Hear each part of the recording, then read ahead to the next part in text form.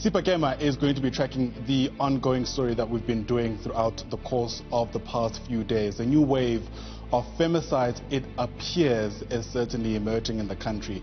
A lot of reflections, really, particularly for young women in the country as we mark the 1976 44th anniversary of those uprisings. In fact, Sipa is, of course, going to be keeping a close eye on the story. It's been 44 years since the youth of 1976 fought against an oppressive education system brought forward by the apartheid regime. And today marks Youth Day in South Africa.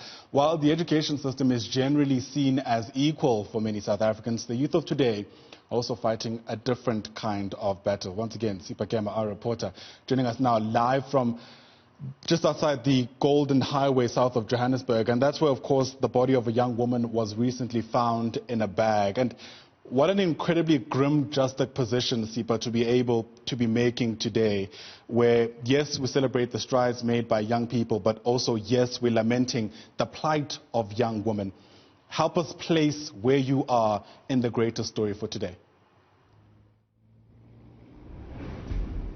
Well, that is true, as you've said, Ayanda. Today marks 44 years since the 1976 uprising. Of course, we know that during the 1976, the youth, they decided to fight against an oppressive education system and, of course, the apartheid regime as well.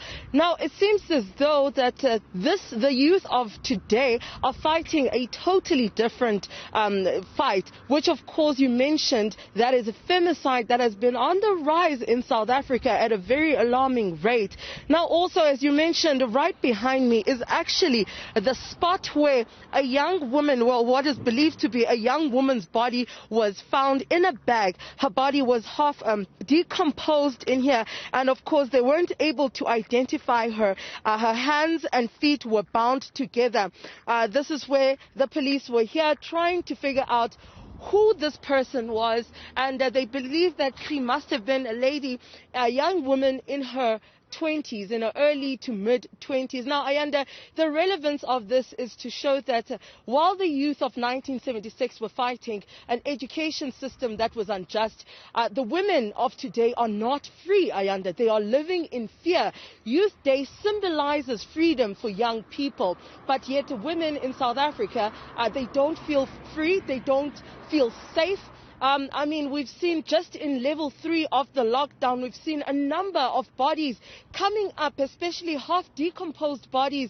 There was another young lady that was found in Dobsonville just last week as well. I mean, in a space of a week, so many women were found on the side of the road. And of course, we can't forget Tsehofatso's body that was found hanging from a tree as well.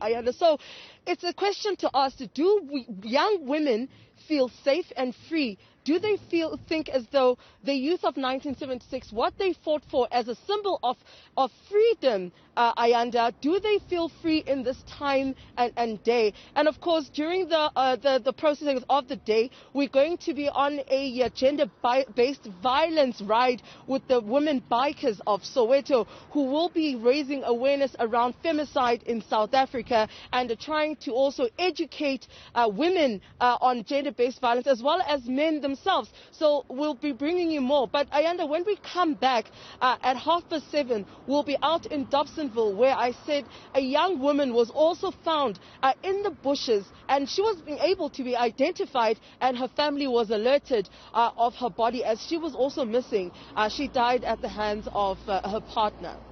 Before we let you do that, Sipa, let me ask what we know about the investigations, where you at right now.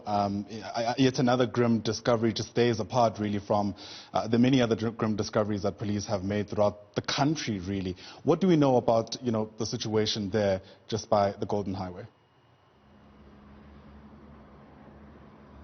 Well, for now, the police are also trying to identify the identity of this young woman, but they believe that it's a young woman who is in mid-20s to early 20s, but specifically they're aiming at 25 years of age. Now, they don't know how exactly she landed up here or why, but her hands and feet were bound when they found the body. The body was half decomposed, so it shows that she was killed, murdered rather.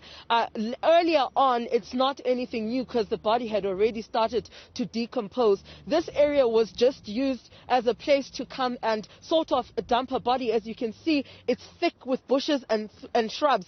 But of course, her body was not hidden. It was not hidden into the bushes. It was where people could actually see, as it was on the gravel road that most people use to as a footpath here. So they were able to see the body.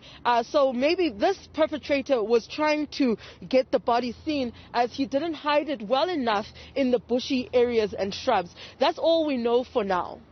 Thanks for getting us into the picture as best as you can. Sipa came alive to us there from just by the Golden Highway, where sadly another grim discovery of a woman's body has been found wrapped in a bag.